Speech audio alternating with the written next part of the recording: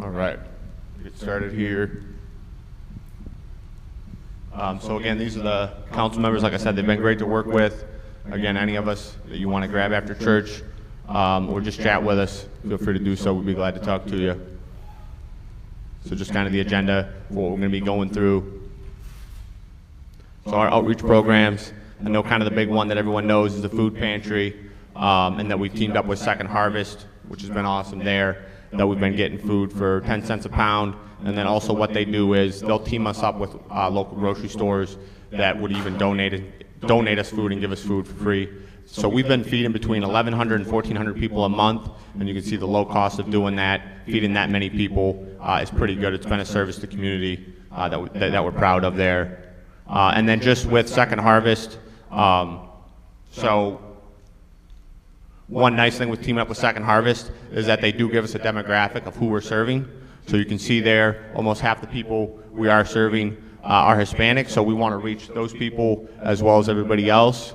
And then, so just how many families we've served, so 434 families in the last year are Hispanic. So again, we want to reach those people as well. So kind of the plan for that, I know pastors plugged it a bunch, but just to kind of reiterate, so next Sunday, a Wells Mission Counselor, Tim Flunker, he'll be coming in. He'll actually do the 10 o'clock service, and then afterwards he'll stay, and he has a presentation for us to give to kind of how we can help service this community, potentially teach English as a second language, English improvement opportunities, and just ways that we can service that community. Obviously, we're feeding them physically. We want to feed them spiritually as well. So he's going to help us walk through that. He's worked with over 150 Wells churches that have tried to reach the Hispanic community in their churches, so we're trying to do the same thing here.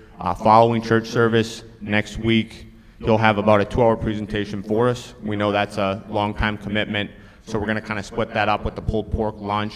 We invite everyone to stay for the pulled pork lunch and for the full presentation. If you can't, we understand. We will record the entire thing. You can go back and watch it later if you're unable to stay for the full presentation there. Anything else I should hit on that? Pastor, anybody? Good? All right, and then, so just when we do the lunch next week, or really any meal that we have where we're inviting the community, we're going to start doing name tags just so others feel more comfortable with speaking with us, and then we can also approach them by name and get to know them better as well, was just one thing that was brought up. And then just the continuing on with the food pantry there, that's kind of the budget status of the food pantry. Again, we've been feeding a lot of people and been doing well just in terms of that.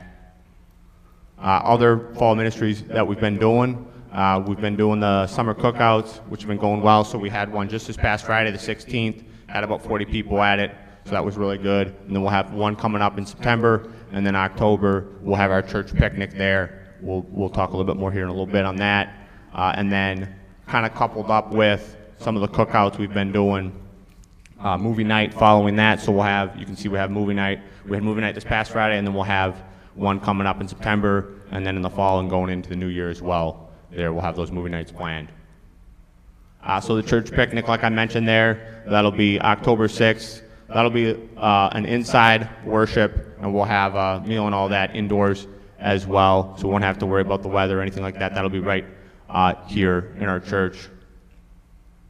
And then later that month, we'll do trunk or treat, Saturday, October 26th. I believe the sign-up is available online, so if you're wanting to help with that, please sign up for that. That's been one of our largest events each year that we host. It's a great chance to meet and greet the community and just for them to get to know us and all that, so that's been awesome, an event for us we're looking forward to this fall. And then again, just kind of an idea of what's coming up here this fall, just the different scheduled cookouts, picnic, and all that we're doing there. And then this is just the full outreach plan that we kind of planned out for the year and kind of where we're at with that. So we try to do 1 or 2 events each month just to get involved with the community and that they know we're here. So with all these outreach plans, we always need volunteers. Many of you have been great, just coming, showing up, helping with that, and that's been awesome. And if you want to reach out to pastor and get involved in advance, or just let them know how you can be involved, that would be much appreciated there. That's always great. So just some adult discipleship topics here. So we currently have 4 Bible studies going on, which obviously include our after-service study. We do weekly studies on Zoom and in person. So again, just contact us if you want to participate in those. So Wednesdays at 10:30, they're going through Daniel. And then the ladies group, every Wednesday at 7 p.m. Right now, they're currently going through the Chosen Season 3. And if you want to be involved in that, just contact Linda Jacober there, and she'll get you hooked up for that ladies group there. And then Sunday mornings, 9 a.m. pre-service, there's a Bible study going through the Chosen Season 4 currently. And then, as we discussed, next week we'll have Tim Flunker in, but then the following Sunday, Pastor will pick back up on the after-service Bible studies there, and he's going to start in very important chapters in Genesis, kind of start working us through that Bible study there. And then again, we get the daily emails that are sent out. You get the Time of Grace devotions you can read or listen to there, and then you can go through sermon archives, Bible class archives, all that good stuff there. And then youth discipleship. So starting up September 1st, we'll start back up our Sunday school, which is during church. And we currently have 7 teachers in a rotation for that, so that's really good to have a bunch of people that are willing to do those classes, and that's just 1 class each Sunday, again, starting September 1st. And then I know Pastor's taken several people through confirmation currently. If there's someone that you think should reach out to Pastor, or if you personally want to reach out to Pastor and speak more to him about this, please do that, and he'll get you rolling there. So just the property. Obviously, Pete and Ed, they do a phenomenal job just keeping up the grounds, daily stuff we probably don't even notice that they're working hard getting done, so we appreciate that a ton. Recently, we had some HVAC maintenance that had to get done, so we handled that. And again, the building fund's been good for those type of things. When something comes up, that we can dip into that, make sure the church is functioning well with no issues there. And then I know Pastor did a great job of kind of plugging it last week with the Bible study. We've mentioned it many times before, but just to make sure everyone's kind of on the same page with Space Together. So that's the kind of the group that is, they're linked up with the Wells. So the Wells endorses Space Together. They encourage churches to do this. This is kind of the Airbnb of church rentals. So you have space that you're maybe not using 24/7 that others can possibly use to teach a music class or get together, those type of things.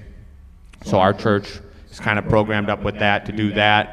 And again, Space Together has nothing to do with Second Harvest or the food pantry. Those are 2 completely separate things that we're doing. This is just another way that we're servicing the community. They can use our space and then hopefully get people in the door and get to know about our church. We can invite them to one of our events, a cookout, so on. And again, just build that relationship with them that way.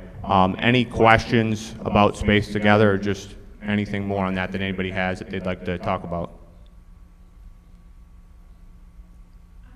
Yeah, absolutely. Are all of the movie nights going to be cookouts, or are they designating them to be like some nights are movies, some nights are cookout? It matters when we're trying to invite people.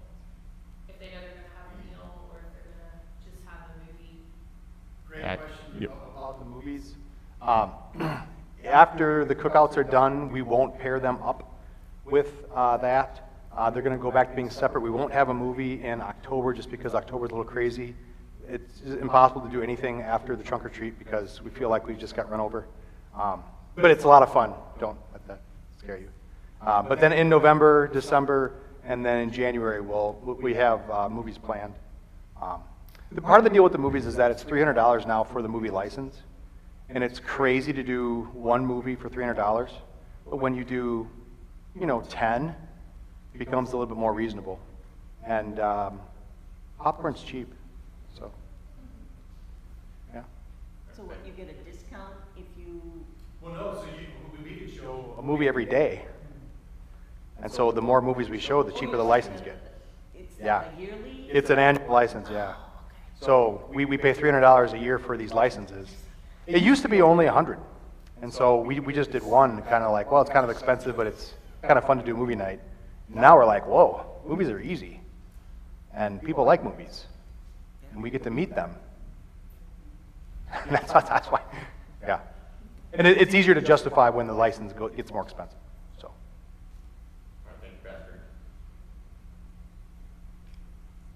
All All right, so the elder report here. Again, worship, there's many ways to find worship. I know a lot of people listen online, and that's awesome.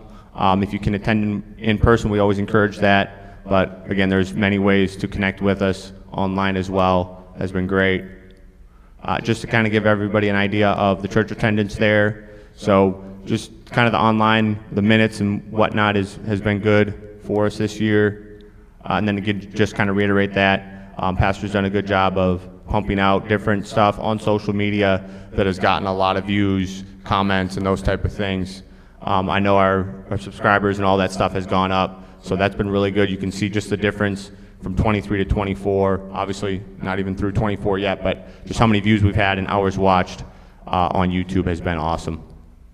And that's our report there on just the communicants and baptized members, so that's been a blessing. And then there's always service opportunities available. Any of these listed, if you want to get involved with, just let us know. Those are always needed. You can do so signing up online. There's a online chart there. You can sign up your name and get going on one of those deals there. And then so on the website at the bottom there's a members link where you can sign up to do one of those activities, give, or anything of that nature. And then if we've missed you, or if you think someone should contact you, or you know somebody that needs to be contacted, please let us know. We'd love to reach out and connect with them. And then just taking us through our financial report here. So this was the proposed budget for 2024. It went up slightly a little bit there. I'll talk about that more in a second. That is our current checking and savings account, which is an improvement from when we had the congregational meeting in May. That was a little bit lower. That's gone up, so appreciate everyone for all they did for that.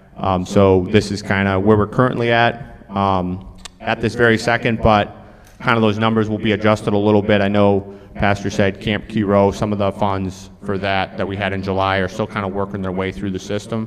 So those numbers will update here as we go forward.